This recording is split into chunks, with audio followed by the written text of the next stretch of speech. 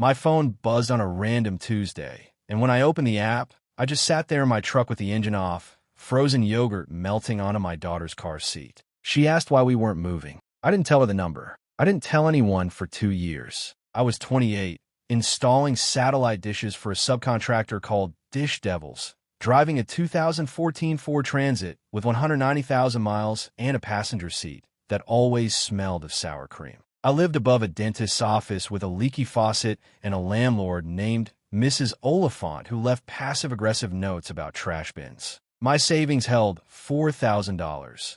Money I was about to bet on a company nobody wanted. Enphase Energy, ticker ENPH, a solar microinverter manufacturer that analysts called a dinosaur. I found it through a blog post written by a guy named Carl who fixed broken panels in his garage. I bought 11,428 shares at 35 cents each, spent my entire nut, and closed the app. 3 years I didn't look. Not once. The stock split twice, tripling my shares. I didn't know. I was installing dishes on rooftops, driving through dust, arguing with my ex-wife over child support, taking my daughter for frozen yogurt every Saturday. Then that Tuesday morning, a news alert buzzed. Clean energy surging. I opened the brokerage app out of boredom. $537,000. I'm not a normal person.